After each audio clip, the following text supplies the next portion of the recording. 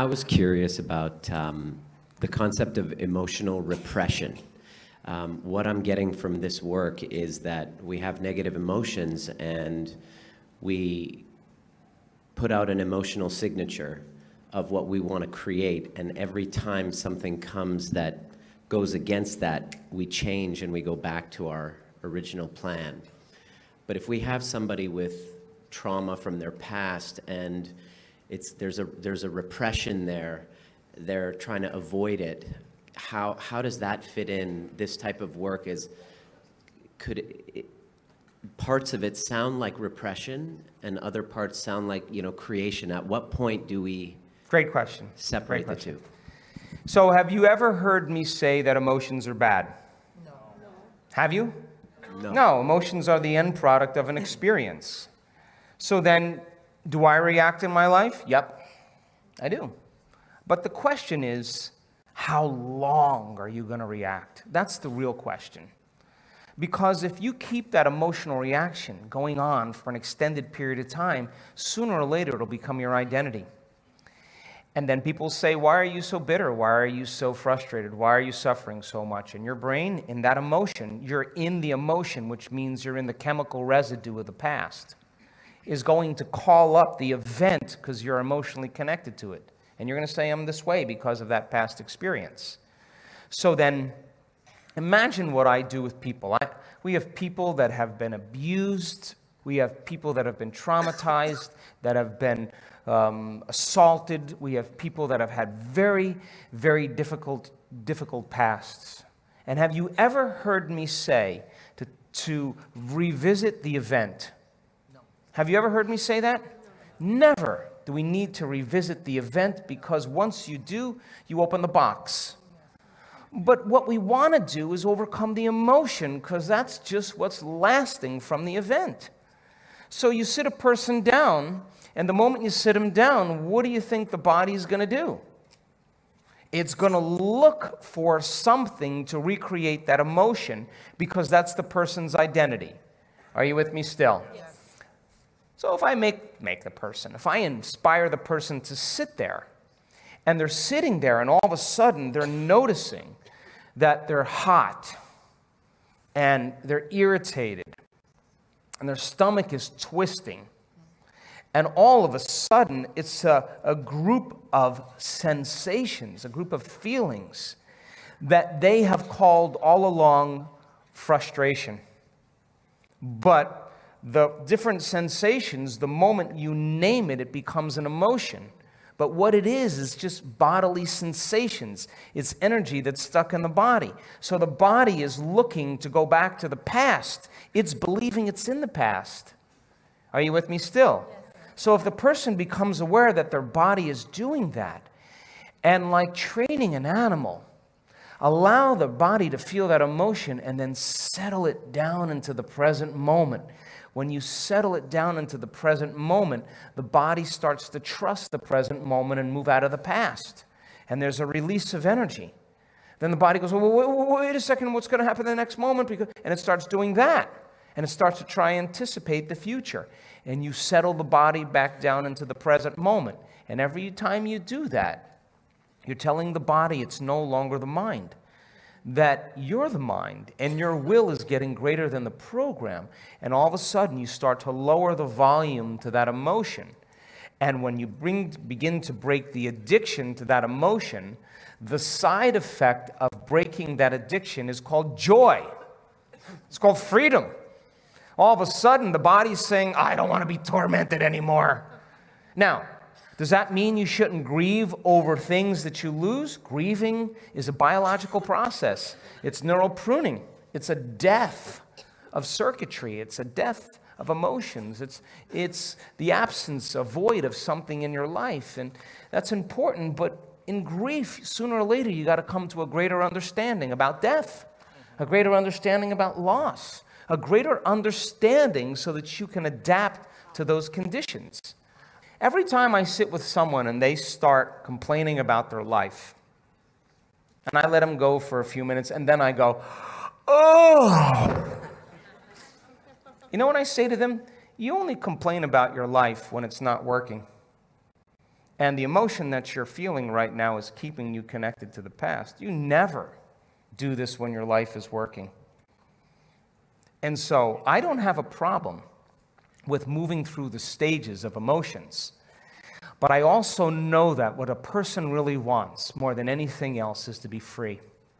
People want to be free. And I have witnessed transformation on every culture, on every skin color, every shape, every size, every age. I've witnessed it. And the same radiance that takes place in a person's face, a light behind their eyes, a different physical presentation of their face is eminent. It's real.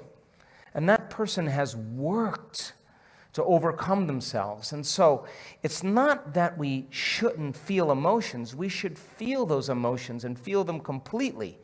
And like a child, get over it though. And just let it out and then go.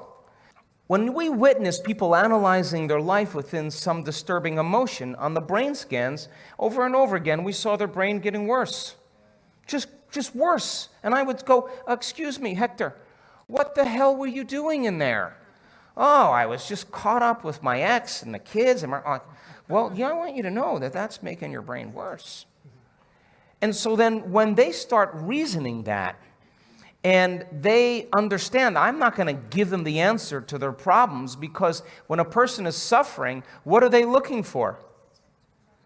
They're looking for me to take them out of their suffering, and I can give them the answer, the correct answer to their problems, and they will argue against me. They will argue the entire time.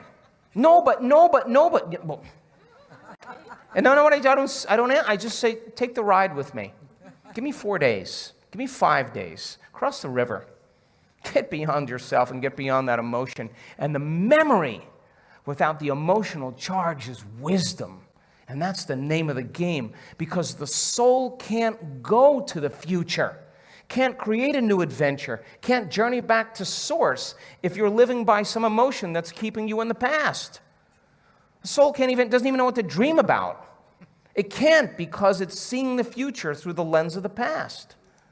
So then when the person starts coming up against themselves and they're sitting there and you say you create your reality, all right, well, then I'm going to have a thought about what I want, but they can't control their thoughts. That's because their body's influencing their mind.